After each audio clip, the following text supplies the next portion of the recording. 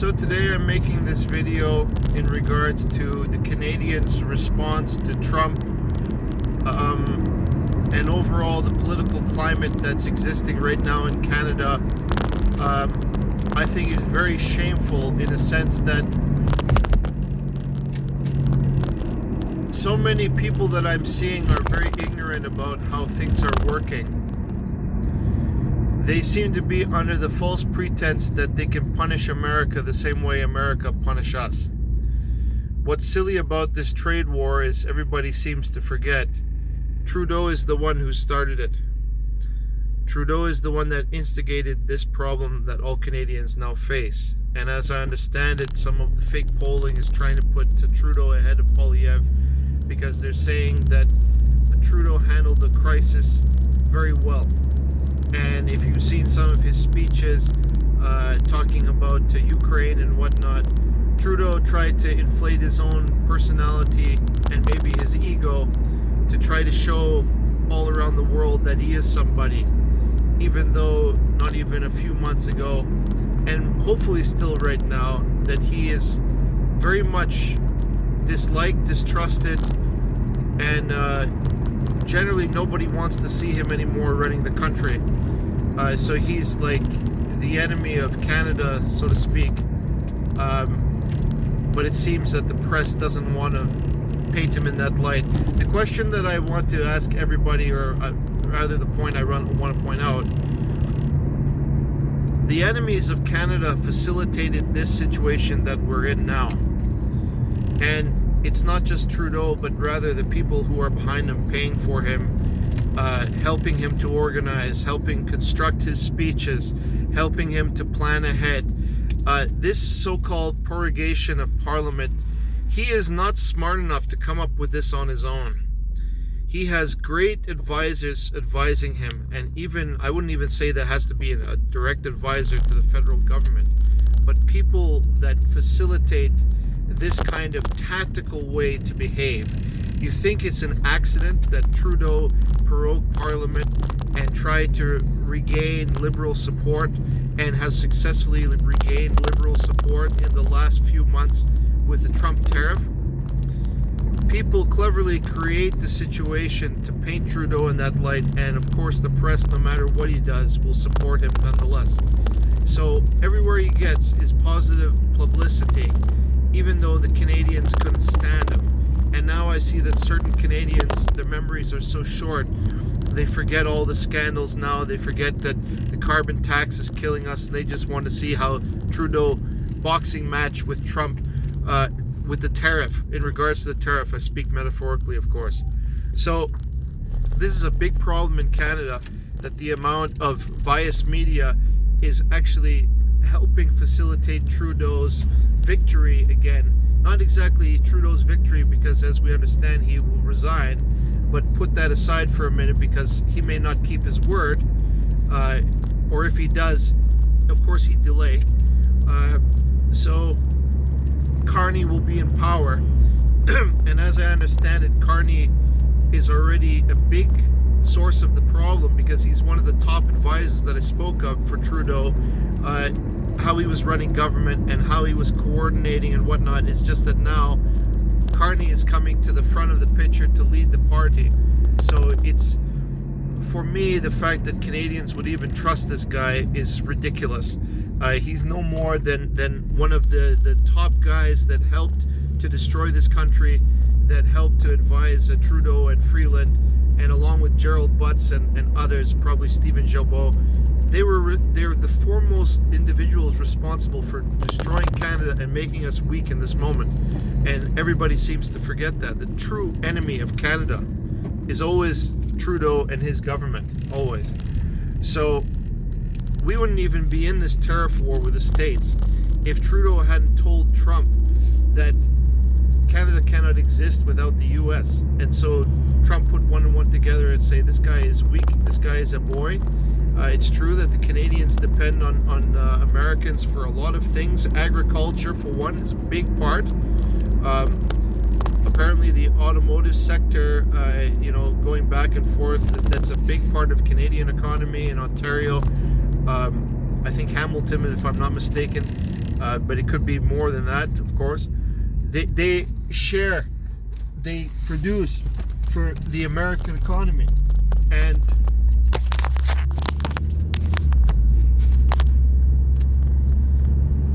they produce for the American economy, and it's very important to have that kind of symbiotic relationship, you might say. It's not even symbiotic, it's that free trade. Many things will change now with the Canadians and the Americans' relationship. We no longer enjoy that kind of brotherhood camaraderie that we had before, that kind of cooperation at our border. And I think Poilievre too. See, the problem is I don't know exactly. Say for a minute, hypothetically, that Trudeau miraculously decides to secure the border and get fentanyl under control. Will Trump actually lift the tariff? And I ask that question because Smith has seemingly to have given up on trying to negotiate with Trump, and now is talking like the same as the other premiers. Let's stop buying American goods and whatnot. Let's go to war over this kind of petty behavior of Trump. And in the past, I thought she was making a mistake, but she's the foremost negotiator in Canada, as I understand it, who actually went to talk to Trump directly and tried to make it so that we could cooperate. And I'm guessing she wants some special kind of concession for Alberta, for the oil in particular, so that we don't have to lose that many jobs. And our economy won't suffer as much as the rest of Canada should the tariff come in. But it seems that those negotiations have failed, and now she's openly against Trump, which it's proven by the way that she's handling the situation now. So my thinking is that though Alberta made, I guess she made promises to Trump to secure the border, and as I saw it, she did try to secure the Alberta border as well as she could. Maybe it wasn't enough. Maybe Trump is just saying that and he really wants to continue putting pressure on us. But I saw what he did with Mexico, and he seemed to be, if they behave rightly, he takes the tariff off. So my thinking is still standing that Trudeau, because Trudeau didn't listen and didn't try to secure the border and secure the fentanyl from coming into the United States and stop all those things. Make sure you pay the 2% GDP on the military, but most of all, secure the border. Trump even put it on X that he put the post that said, Trump is saying that Trudeau is not really a man of his word. I don't have the exact post, but I read it the other day, and he condemned Trudeau's actions. He say, so you get the tariff, that's it. You didn't keep your promises to me, so to speak. And so here we are. And Trump is free to increase the tariff whatever he wants. At 25% is going to be a massive hit. So again, I go back to the idea that here in this country, we put blame on the wrong person. Yes, Trump behaved badly because the tariff is going to really, really hurt us. And he's not stupid. He knows that we've suffered under Trudeau a great deal, the carbon tax, everything, so many things going downhill. And on top of it now, he add insult to injury tariff to try to get Canada. And I just don't think that's the right strategy to win over the Canadian public, because there are many people like me, but we're too few to really understand the long-term game that he's playing, and that's to try to get pressure on the Liberal government to get the hell out and try to make it so. He actually predicted that the Canadian public would hate Trudeau for the tariff because he thought that the Canadian public was wise enough to blame Trudeau for the tariff because Trudeau didn't do what Trump asked, and that's why we're suffering with the tariff. but the Canadian public actually sided with Trudeau, like Trudeau is some kind of big personality now to stand up against Trump, and have that fake pretense like he's going to protect Canada and make Canada stronger, and so all his fake promises, his phony attitude, that people seem to buy into it every time. I don't know why people are bending to Trudeau's glamour when they should know that there's not a word, not a promise, not anything that Trudeau can say that you can trust. Nothing. There's not a single word that comes out of his mouth that is not lying. It should be very clear as glass now for the Canadian public. Just don't trust him. That's the best thing to do. Even with Jagmeet Singh, just don't trust him. Don't trust a word that guy says. His own interests will prevail over everything else, and not the Canadians' public. Is the well-being of Canada, the glory, the everything of Canada is not his concern. His concern is to get the paycheck, and he's got the pension now. But if he will look at who's going to win the next election, who's better to support and whatnot. But in the end, he'll still be self-preservation, so he'll vote Liberal. He'll prop up the Liberal government just like he's always done. Is a coalition no matter what. So my message to Canadians is this. I have a prediction for you. The Liberals are very clever. Nobody gives them the credit that they deserve. Maybe they give them credit, but they don't really understand why. There's a psychological game that's underlying, that's played in Canada here, where the Liberals were very clever to hang on to power, despite the fact that they were in the wrong and they should call an election immediately. That's the moral thing to do, but that's not relevant to the Liberal Party. Their only concern is how can we stay in power.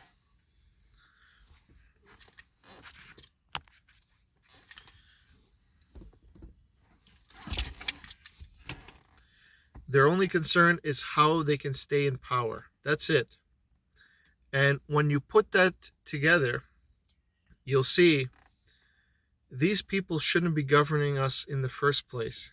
There is this kind of thing of right and wrong that Canadians seem to have forgotten, and we seem to specialize in operating in the gray.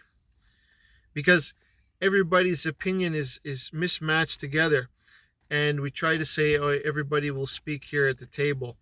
And there are a lot of radicals in Canada who speak lies, but they speak of it in a way that sounds righteous and noble. That's what Trudeau does the best. It's not. I don't think it's even him. His speech are well constructed by a guy who's smart. Woman, I don't care who the hell does it. Maybe a whole bunch of people. They get together and they brainstorm. Okay, we're preparing the Prime Minister's speech. Let's think about how we're going to put this very carefully together to portray him nicely and bring some favor back to the Liberal Party, because the only party's concern to get Trudeau out is because they knew they're not going to win with him at the helm. But because they were clever with the media and they were clever with the speeches abroad in Paris about Ukraine and whatnot, and then here against Trump, they were able to get ahead of the narrative, and they were able to control the narrative in Trudeau's favor. That's the problem. That's the thing Canadians miss. They still interpret the press as, he's telling some of the truth. When you are operating under the assumption that he tells some of the truth, then you're already misled no matter what. There's nothing he says that's true. Nothing. The way the press makes it is all a propaganda machine. It's not even worth listening to it. It's not even 1% true. This is the problem we have in Canada. There's a lot of ignorance going around. And there are people, I guess, that are still hooked up to the CBC and their so-called cronies, the biased left-wing media that exists here. There's nothing to be done except that you have to do your own research in order so that you're not going to be ignorant. I mean, it's so easy to be ignorant. It's easy to just sit back and, look at here, look at there. You make your own opinion out of what little news comes out, and you say, oh, that might be 50% true. I'm getting off topic a little bit, but I'm just trying to explain to you and a little bit to myself how we came to be in this position. And the truth is that people have gotten so used to lying, I don't think they can tell the difference anymore. Trudeau has been one of the best lying politicians in this country, apart from his father, of course. And if you look at his background, Pierre Trudeau, even when he was in power, was an enemy of Canada as well, and an enemy of the United States, if you remember correctly. He actually went down to Cuba and was very close to that Marxist leader, communist leader, uh, Fidel Castro, and they had a good relationship, and they were actually fighting against the U.S. during the, it's they you can say that Pierre Trudeau, the father, is clever to instigate the crisis and make things worse. And in Canada, he even fought against the Catholic Church. Pretty much the same like young Trudeau is doing. He's actually copying his father in a lot of ways, and the same tactic, the same: be on the side of the left, be friendly with the left, consolidate your friends, consolidate power with the left and money, and the good of the country is not relevant so long as you stay in power. And I think he probably got that idea from his father very, very well. So this is not the family. You look at just the history of that family. Now we have two generations now of Trudeau running government. These are not trustworthy people, generally speaking. You just look at the track record. And people seem to forget that Pierre Trudeau, even himself, is radical. Radical ideas of to be favorable with the left and to destroy Canada as it is. My mother is always grateful to Pierre because he so-called invented multiculturalism to bring in immigrants to this country. But that's not entirely true. He doesn't deserve credit for that. But on the history pages and whatnot, they give him so much more credit than he deserves. My dad told me that because of his policies, Ontario will be bankrupt overnight. That we used to enjoy, the value of our dollar is very strong, but when Trudeau got in, we had a huge debt, huge deficits already, and the dollar just kept dropping and dropping. I mean, it's history repeating itself, another cycle. So, with regards, getting back to the point, with regards to Trump, the trade war is impossible to win. The only thing Canada can do is we can export to other nations. But essentially, the cooperation between the provinces is tepid at best. It's not good. It could be a lot better. The national unity is weak, I might say like that. So because it's so even to run a pipeline, for example, is very difficult. Trudeau himself will stop it, in the sense that his government will stop the progress of it happening. All kind of things they do in order to prevent these things from going through, whether you call it an environmental impact study or whatever, or perhaps the natives don't want to get along with what they perceive as the pipeline passing through certain territories or whatever. But all kind of complication, all kind of bureaucracy stop our cooperation. And in the States now they recognize that it's a problem. But here they still don't recognize it's a big problem. The bureaucracy is too big and too many mouths at the table trying to screw things up, blatantly. Even though we're trying to do our best to follow the environmental, and facilitate that we are good stewards of the environment and protecting our forests, our lands, our all those things worth protecting, keeping for the future. But it's too much. It's almost exactly like Trump with California. It's like when you get that extreme, you block a river and filter it into the Pacific to save certain ecosystems there that's not really worth saving, and your people are going to be without water when it comes to the point that it's going to impact human beings, just like basic needs, like water, um, you know, that's when it goes too far. It's everybody thinks that they're insane, except maybe the people who support them. But there has to be cutting of bureaucracy out and let real construction begin, like what they're talking about with the U.S. Musk was talking about that a lot. That they actually try to block. The left actually tries to block any kind of real progress happening. Uh, it's everybody knew they were committing that crime, but now that he's with Doge, he actually was able to expose a lot of that corruption. But here in Canada, we have no such audit, and the left is even more powerful. So nothing can be built. We're already at that kind of stalemate right now. Like it's very difficult for us to make anything of value. And like Polyev pointed out a few times, it's one of the reasons why we're very vulnerable right now, because we didn't, in the last 10 years, we should have been building and we weren't.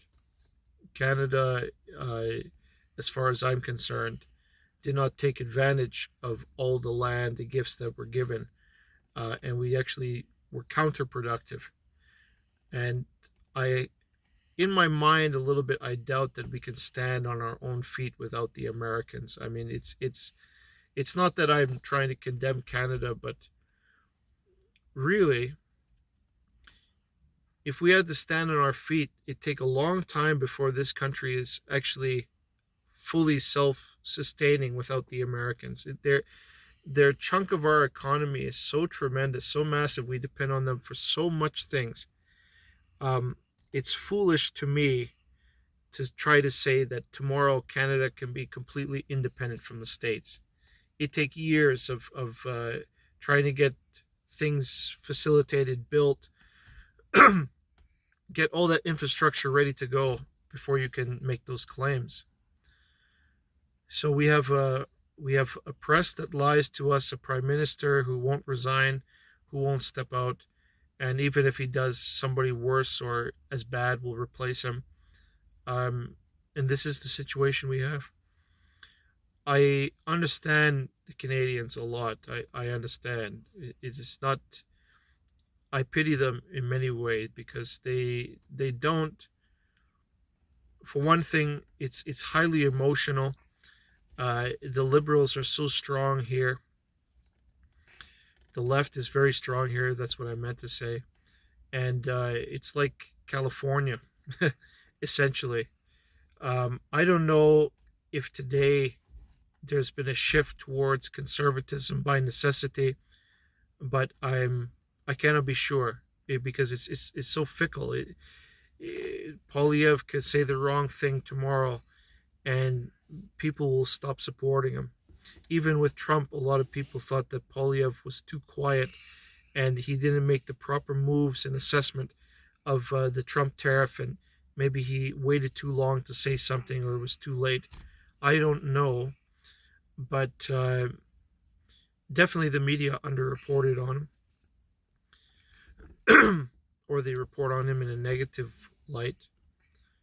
But anyway, this video is getting a little bit too long. I just wanted to point out those things, but my prediction is that it might be even a liberal minority, and that Polyev was actually a little bit overconfident in the win, and he thought that no matter what, it's going to come to an election and he'll be in.